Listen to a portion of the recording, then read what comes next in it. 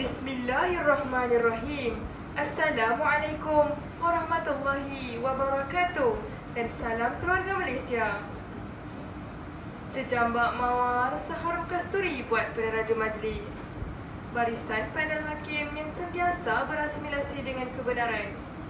Saudara penjaga masa yang peka dengan jam randiknya. Seterusnya, warga pendidik yang bermisi, penerus wawasan negara. Teknologi hijau manfaat kepada dunia merupakan maudhu bicara saya pada hari ini. Sidang penonton yang penuh budiman, izinkan saya mendefinisikan teknologi hijau.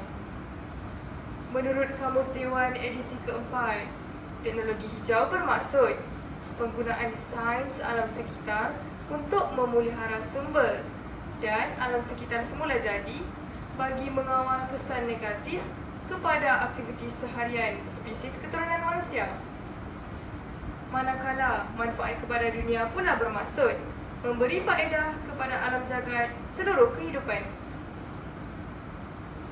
Sidang penonton yang penuh santun, indikator saya yang pertama, teknologi hijau mampu melindungi alam semula jadi.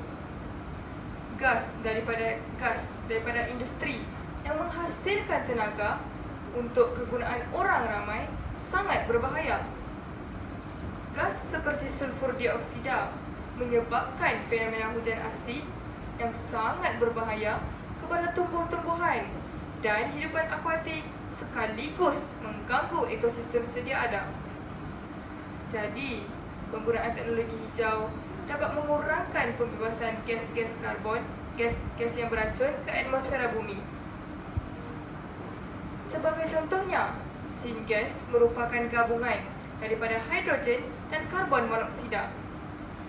Semasa gasifikasi, syngas dibersihkan daripada sulfur, merkuri dan bahan pencemar lain.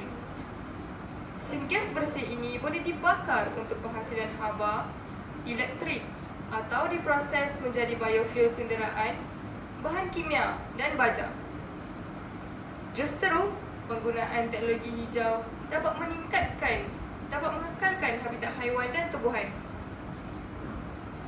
Para penonton yang saya muliakan, indikator saya yang seterusnya ialah teknologi hijau meningkatkan ekonomi negara. Kebanyakan pakar ekonomi berpendapat teknologi hijau mengurangkan pencemaran karbon dan mempertahankan perubahan iklim Malaysia ke arah pembangunan lestari berakar umbi sejak dahulu lagi, menerusi beberapa dasar penting seperti Dasar Tenaga Negara 1979, Dasar Susutan Negara 1980, Dasar Kepelbagaian 4 Bahan Api pada 1981 dan Dasar Teknologi Hijau Negara DTHN yang telah dilancarkan oleh mantan Perdana Menteri Datuk Seri Najib Razak pada Julai 2009 berasaskan 4 tonggak iaitu tenaga, alam sekitar, ekonomi dan sosial.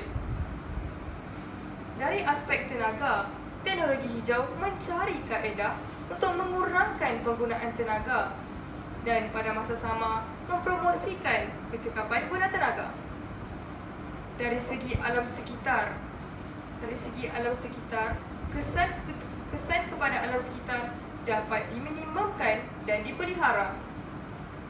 Dari segi ekonomi, teknologi hijau meningkatkan pembangunan ekonomi negara melalui penggunaan teknologi. Dari segi sosial pula, kualiti hidup rakyat dapat dipertingkatkan.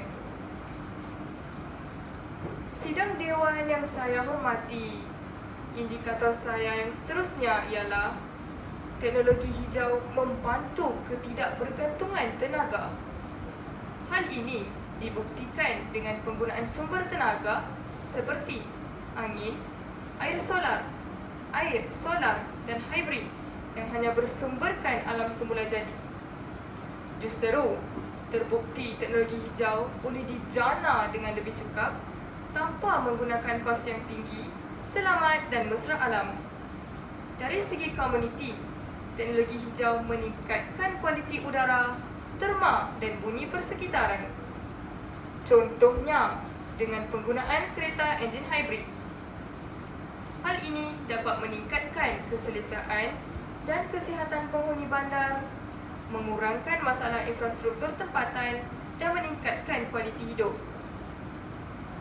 Hadirin yang mulia, sebagai konklusinya, teknologi hijau sangat memberi manfaat kepada Malaysia. Marilah bersama-sama menggunakan teknologi hijau ini. Diharapkan rakyat Malaysia mengamalkan teknologi hijau untuk kemaslahatan generasi yang akan datang. Kesimpulannya, teknologi hijau adalah pilihan terbaik untuk setiap keluarga di Malaysia. Sekian, wabillahi taufiq wal hidayah. Wassalamualaikum warahmatullahi wabarakatuh.